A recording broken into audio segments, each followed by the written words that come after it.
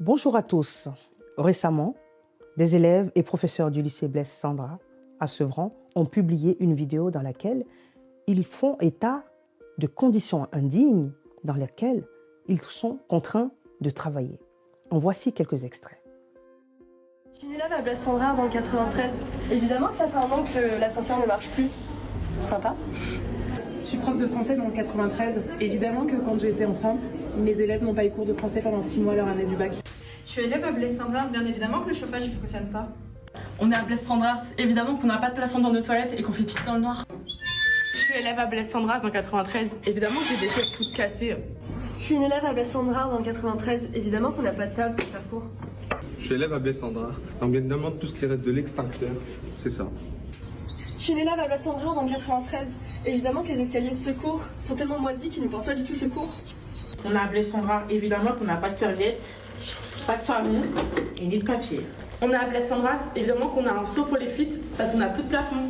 Je suis professeur au lycée Blaise Sandras, bien évidemment que je ramène mon ventilateur personnel pour ventiler mes 35 élèves dans la même salle. Ces images largement relayées ont choqué et provoqué de nombreux débats, y compris sur les chaînes de grandes écoutes. Nous saluons le courage de ces élèves, mais surtout de ces enseignants qui ont osé dénoncer de telles anomalies. Ces professeurs ont décidé d'alerter sur des faits potentiellement constitutifs d'infractions pénales. Malgré leurs différents signalements aux autorités administratives restés sans conséquence, ils ont fait le choix de la médiatisation pour mobiliser l'opinion publique à ce sujet. Nous ne pouvons que les féliciter d'avoir accompli ce que nous considérons être un devoir citoyen. Pour avoir dénoncé ces conditions incompatibles avec la dignité humaine, les 4 professeurs présents dans la vidéo ont été convoqués par leur hiérarchie pour un rappel au devoir de réserve. Aucune diffamation ne leur a été reprochée, ce qui confirme la véracité des propos qu'ils ont tenus et des images publiées. Nous avons récemment appris par un syndicat de professeurs qu'aucune sanction ne leur avait été infligée, mais qu'un doute subsiste encore sur le maintien de ces rapports dans leur dossier administratif qui, s'il apparaît, serait en soi constitutif d'une stigmatisation et donc un frein à leur évolution de carrière. Nous tenons à saluer toutes les personnes qui se sont mobilisées pour apporter leur soutien à ces professeurs, soutien qui a pesé dans l'abandon des sanctions administratives par la hiérarchie. Nous avons également appris, suite à cette médiatisation, que l'ascenseur avait été réparé, les issues de secours nettoyées, certains plafonds réparés, notamment les sanitaires. Il subsiste néanmoins des fuites très dangereuses, avec de l'eau qui coule à travers les plafonds, ainsi que d'autres problématiques humaines et matérielles. Cette vidéo met en lumière des éléments qui pourraient être constitutifs d'infractions pénales. Les experts en sûreté civile présents au sein de nos organisations ont relevé plusieurs délits potentiels. Au niveau du bâtiment et du matériel, certains dysfonctionnements pourraient être constitutifs de mise en danger de la vie d'autrui sur les fondements de l'article 226-1 du Code pénal.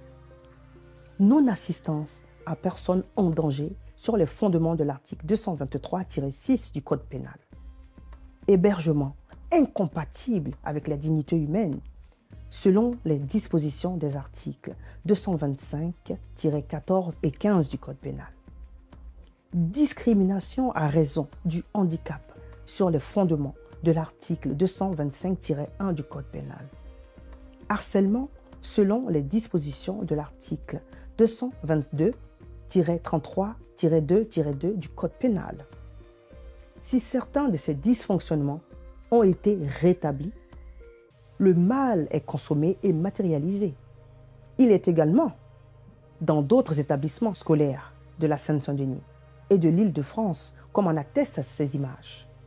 217 000 likes déjà en 24 heures, plus de 3 000 partages, 4 000 commentaires outrés de voir ce lycée public tomber en ruine et qui n'est pas le seul à illustrer ainsi sur les réseaux son délabrement, particulièrement en Seine-Saint-Denis, où 2 tiers des écoles sont considérées en mauvais état. 2/3, il manque soit les volets, soit les toilettes, soit le chauffage.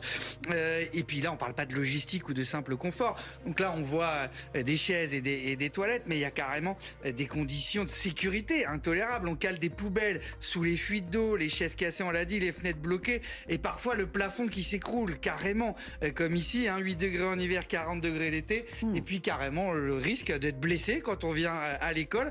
Au lycée Paul-Éluard à Saint-Denis cette fois-ci, on a tellement l'habitude de croiser des rats que regardez, on leur ouvre même la porte, écoutez. Viens mon copain, c'est par là, la sortie. Il est temps que l'État réponde à nos demandes, écrivent donc les élèves de Sevran. Pour finir, ils affichaient cette pancarte devant leur établissement avant-hier. On va peut-être la voir, je n'ai plus de table pour écrire, mais j'ai une bouche pour le dire, et j'ajoute des réseaux sociaux pour diffuser le message et que tout le monde l'entende, ça a l'air de marcher. Concernant les problématiques humaines, le fait que le taux de remplacement des professeurs absents soit inférieur à la moyenne nationale, cela pourrait être constitutif d'une discrimination à raison du lieu de résidence ou de la condition sociale. Cette problématique pourrait être soulevée à l'échelle départementale, car il semblerait que la Seine-Saint-Denis tout entière soit concernée par cette rupture d'égalité dans la continuité du service public. Nous savons également les professeurs mobilisés contre la réforme du choc des savoirs que le gouvernement souhaite mettre en place à la rentrée de 2024. Cette réforme, qui consiste à créer des groupes de travail en français et mathématiques écartant les élèves de moins bon niveau afin de les laisser entre eux avec un programme et une pédagogie différentes. La mise en place de cette réforme soulève, elle aussi, de nombreuses questions sur le plan pénal. Il n'est pas normal qu'en 2024, nos lycéens soient contraints d'étudier dans de telles conditions. Il n'est pas normal que leurs professeurs aient été inquiétés pour avoir voulu dénoncer ces conditions et créer un choc permettant la réaction de l'administration. Ce qui est également surprenant, c'est qu'à notre connaissance, aucune autorité constituée ne s'est acquittée de son obligation d'alerter le procureur de la République sur ces délits en vertu de l'article 40 du Code de procédure pénale qui dispose que toute autorité constituée, tout officier public ou fonctionnaire qui, dans l'exercice de ses fonctions, acquiert la connaissance d'un crime ou d'un délit est tenu d'en donner avis sans délai au procureur de la République. De nombreuses personnes ayant ce statut auraient dû le faire, comme par exemple le principal de l'établissement, le maire de la ville et ses adjoints, notamment celui en charge de l'éducation, le préfet du département, la députée, Mme Clémentine Autain, qui affirme pourtant être allée dans le lycée peu de temps avant la publication de cette vidéo. Même si je dis d'un mot que cette vidéo, pour connaître l'établissement et y avoir été pas plus tard que je crois il y a 15 jours où je suis intervenue à l'intérieur de cet établissement, j'ai pu constater exactement ce que vous dit le professeur de mathématiques qui est sur votre plateau. Donc les problèmes, ils sont là. Les vidéos, elles ne sont pas truquées. Les vidéos, elles disent le réel. Donc il y a un problème qui est de la responsabilité de la région. Le procureur de la République aurait pu lui-même s'auto-saisir après la mise en lumière de ces infractions sur la place publique. Nous nous sommes renseignés auprès des autorités judiciaires qui nous ont affirmé qu'aucune procédure n'avait été engagée. Une organisation partenaire a décidé de porter plainte contre X pour les infractions mentionnées précédemment.